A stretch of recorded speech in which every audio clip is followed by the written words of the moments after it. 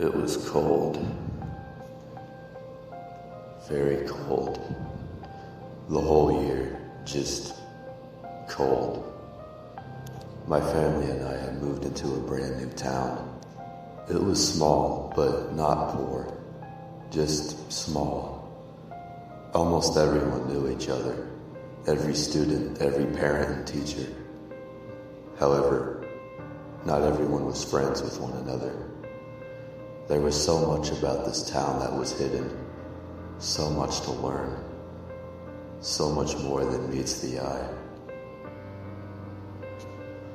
It began 2 years after we had moved. I was attending the middle school of the only school district in the city. My sister was attending the elementary. The final bell rang at the elementary a couple hours before the middle school, so my sister would get home earlier than I would. One day when the final bell rang, I grabbed my things from my locker and walked outside the side entrance of the school to see that my dad had pulled up. At first, this was unusual because normally I just walked home. My dad would only pick me up from school so he could get me home quicker and run errands while the doors were locked. It was a shady town. As I entered the shotgun seat of the car, I noticed a concerned expression on my dad's face. "Are you running errands today?" I asked. "I'll explain when we get home," he stated. The rest of the car ride home, we were both silent. He was too focused on the road, and I didn't feel like making my dad talk if he didn't want to. When we got home, my dad quickly unlocked the door and closed the door behind me. As I walked in, I saw that my sister and my mom were both at the kitchen table looking at me. "Sit," my dad commanded. I sat down at the table. At first I thought I was in trouble, but couldn't remember any recent disobedient thing I did. "What's going on?" I asked. My mom looked at me firmly and said, "Something happened while your sister was walking home." "What?" I responded. My sister then looked at me fearfully and said with a whimper, "A clown followed me home." I got chills immediately. I was creeped out. Not that I was scared of clowns, but I mean, anyone can admit that clowns are creepy whether you have a phobia or not. "What did it look like?" I asked. She took a deep breath and said, "He was wearing a black suit with a blue tie. He had a clown mask with blue hair and black around the eyes, with black lips around the smile on his mask. He was holding a blue balloon and wouldn't stop following me." She began to cry. I was shaking. I couldn't believe it. My dad then said demandingly, "Both of you will be picked up from school every day until the police find this guy, understood?" I nodded my head. I was then dismissed from the table. I couldn't believe any of it. It was like something from a horror movie. Thank God I wouldn't have to walk home anymore after hearing about that. That night I was playing on my 3DS at around 7 p.m. until I heard a tapping noise. I sat up in my bed looking from where it was coming from. Then it happened again. It was coming from my window. I pulled open my blinds to see who or what was out there. Nothing. I dismissed it as something the wind was blowing at my window. It was winter. I laid back down in my bed. That's when I heard it again, but from my other window. I knew someone was fucking with me at this point. I was a pretty smart kid, so I knew that whoever it was about to head over to the opposite window while I'm distracted on the one that they just tapped on. I pulled the blinds up quickly to make them think I was looking out the one they just tapped on. Then I rushed over to the opposite window and opened it. I still saw nothing. This guy's good, I thought. After a few seconds, a car passed my house, so I shut my window, not wanting the person in the car to think I was trying to sneak out or anything. I mean, who opens their windows when it's snowing? I then heard my house phone ringing. I walked outside my room, down the hall, turned the living room lights on, and looked to see who was calling. I recognized the number as the house number of the old lady who lives across the street. Why the hell would she be calling this late? I thought. I refused to pick up the phone, realizing it would be some prank caller who hacked my neighbor's caller ID. I knew whoever this was pranking me wasn't going to stop, so I unplugged the house phone, knowing that they were just going to keep calling. I went back to playing on my 3DS for about half an hour longer before going to bed. Nothing else happened the rest of the night, or so I thought. My dad woke me up to get ready for school. I got up and got dressed. I went over to my closet to get my jacket. As I opened it, I saw something that made me sick to my stomach. It was a blue balloon. I took it out, revealing a small note tied to the bottom of the string. It said, "Hello," in what looked like blue marker. Inside the O was a smiley face. My heart raced. What should I do? Should I show this to Mom and Dad? No, they'll get paranoid and be overprotective, preventing me from hanging out with my friends. No one is to know about this, especially my sister. I mean, it's not like this guy is planning to attack me. He's just like all those pranksters you see on YouTube. He just wants attention and I'm not gonna give it to him. I'll just wait until this guy gets bored and fucks with someone else. I'm sure I'd know by now if this guy was actually dangerous. Right now he's just ripping off that stupid Stephen King movie. Fuck this guy, I thought. I popped the balloon and threw it in the trash before eating breakfast and heading off to school. This clown thing was bigger than I thought. Everyone at school was talking about it. The worst part was that there were kids that were missing. Kids that went to my school. I couldn't believe any of it. I saw it all as a hoax. I know I said I was a smart kid, but just know that I was an imaginative kid too. It happened that day when I was in my last class of the day. I had spent the entire day listening to all the shit people were saying about the clown and the missing children, to a point where I was paranoid, but I know I saw what I saw. My last class was on the second story of the building. Aside from what I overheard from everyone, everything was normal, until I looked out the window. Something caught my eye in the playground. I looked beside the swing set, and what I saw still gives me chills. There he was, a man in a black suit, with a black tie, wearing a clown mask with blue hair, black around the eyes, and black lips around the smile on the mask. In his left hand was a balloon. He was looking right up at me. He waved to me with his right hand. I immediately shouted my teacher's name and pointed out the window where I saw him. But as I turned my head to see him, he was gone. I would have felt like an idiot if it weren't for the kids from other classrooms claiming to have seen the same thing. It was crazy. All the kids that could see him, and yet I was the one he was looking at. The office called the police, but sure enough, the clown was gone before any cop could show up. I couldn't spend that afternoon alone, so thank God my friend Isaac was coming over. I needed to let go of the whole clown thing. I just wanted the police to confront this weirdo so it could be over with. I didn't like the sick feeling I was getting from all of it. I was eager enough to answer any question Isaac was going to ask me about the incident, but I didn't want to talk about it. It didn't seem like he cared too much about it anyway. Isaac and I were playing on the Wii U for a while before we decided to have a snowball fight in the backyard. We were playing until I was hit in the face with a snowball while trying to make another one. I wiped the snow off my face while saying to Isaac, "Well played, asshole."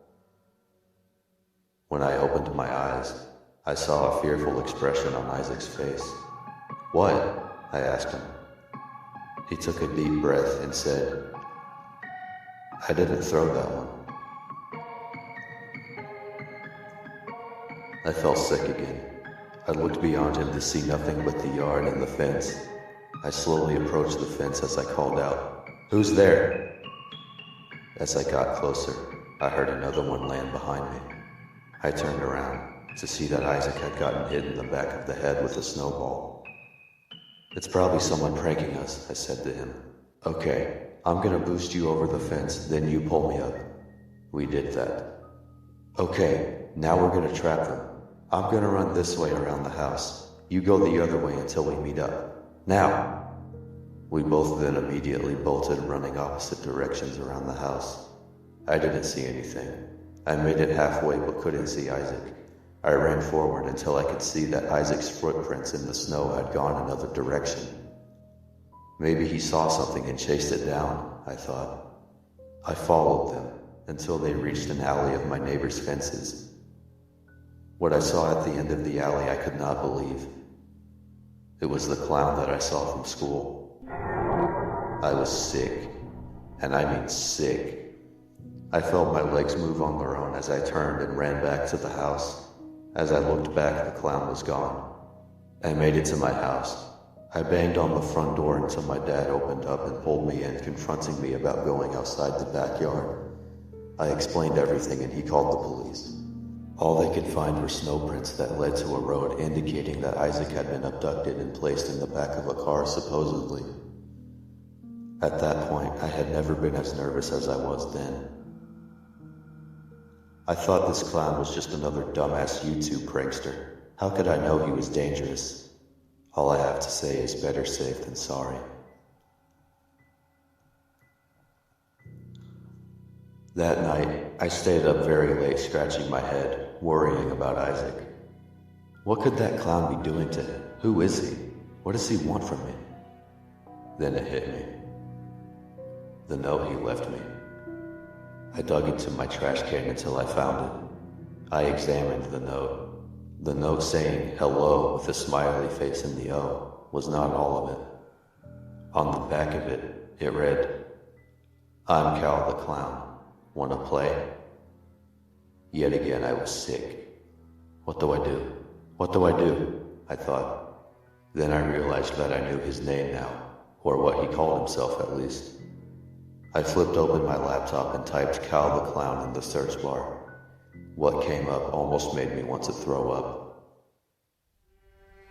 Calvin Nagarnov, aka Cal the Clown, was a serial murderer and rapist of children. He was held captive at an asylum for the criminally insane until he escaped years ago, and ever since there have been no sightings of him. After reading what he did to his victims, I ran across the hallway into the bathroom to vomit in the toilet. He would stalk a young girl, usually from ages 12 to 15, before luring them into their closets by placing blue balloons in them.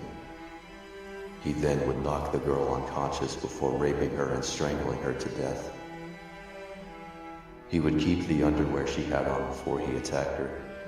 Any boy around the same age as the girl that Calvin knew had feelings for the girl would be stalked and antagonized as well before he would abduct them, and with a large, blue, scissor-like gardening tool, he would remove their eyes, their tongue, and their genitals.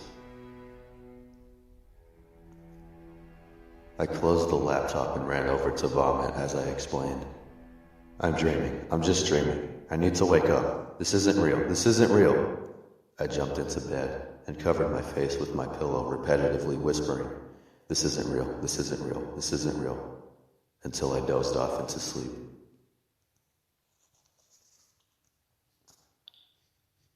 I opened my eyes. It was morning. I got out of bed and walked down the hallway into the kitchen.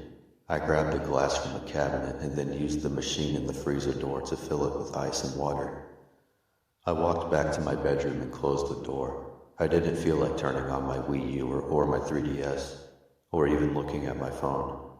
I just needed some peace and relaxation. I approached my window and slowly pulled open the blinds. What I saw next is something I still see to this very day every time I close my eyes. There, laying in the snow, was Isaac. Naked, covered in blood. Blood from where his eyes used to be. Blood from his wide-open mouth, as if he spent his last minute screaming. Blood from... I can't even write it down. I can't express in any detail what else was missing, in any way. All I have is the image in my mind of my friend, cold, blind, mutilated, dead. I couldn't even scream. I just stood there frozen. Isaac was gone, and it was all my fault. It was only a week later. My parents let me stay home from school as long as I needed. I did nothing but eat, sleep, and just think all week. Everything was hitting me so hard. The fact that I had that note, a major piece of evidence that could have led to the clown being arrested before he could attack. The fact that I knew Isaac always had a thing for my sister. The fact that Isaac's friends and family will never see him again because of how ignorant I was of the danger I was getting myself into. Police were all over town searching for the clown, and surely enough, nothing was found all week. That night, I was sitting on my bed in my room with the lights off. I was home alone. My parents were going out with another couple they were friends with, and my sister was supposed to stay home, but went with them. After what happened, I only wanted to leave my room to eat or use the bathroom, so I stayed home. After a while of mourning my friend's death, I laid back in an attempt to fall asleep. It was only a few hours later that I woke up to a noise. I waited to hear it again. It was coming from inside my wall. I put my ear against the wall. I then heard a faint, fiendish laugh.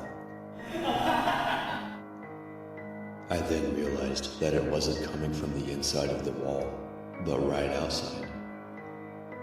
Right outside where the noise was coming from was my sister's closet.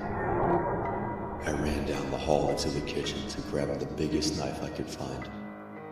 I then walked into my sister's room to see that the door was open, and her closet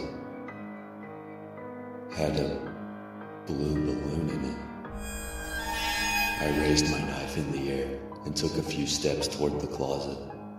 All in 1 second, the closet door flew open, revealing Calvin as he held up a large scissor-like tool with silver blades and blue handles, before opening the blades and launching after me, and closing the blades near my neck before I fell backward onto the floor. He opened the blades again and closed them near my crotch. He was bent over with his scissors. Now was my chance. I raised the knife and drove it into the clown's neck. He let out a muffled moan before jumping out my sister's window. That's the last I ever saw of Cal the clown. I sprinted into my room to grab my phone and call the police. As they picked up, I tried to speak but was too overwhelmed by the whole situation that I lost consciousness. I woke up in my dad's arms. As he said my name, he embraced me and lifted me up off the floor. He walked me down the hall to see police officers in my living room. "Did you get him?" I asked. The officer nodded his head after telling me that they followed his blood trail to see that his body was found in the snow a few hundred yards down the highway. I felt like 1,000 pounds were lifted off of me. The next day I was relaxing in my room, listening to music, feeling so relieved that it was all finally over. Then something crossed my mind. Something was missing. Why did the old lady who lived across the street call me that night? I immediately got up and plugged the house phone back in. I called the lady's house. She picked up by saying, "Hello?" I took a deep breath. Hi. I'm the kid that lives across from you. I was just wondering why you were calling us that other night. Oh, goodness me.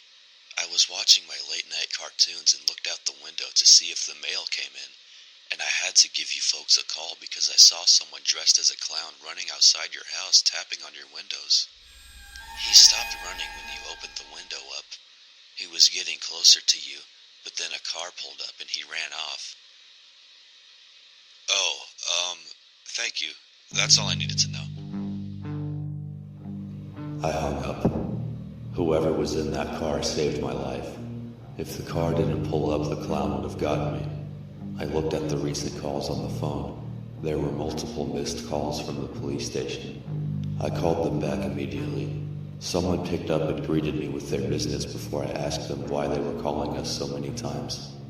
They replied and told me that as they were investigating the clown's body, they found something in his pocket.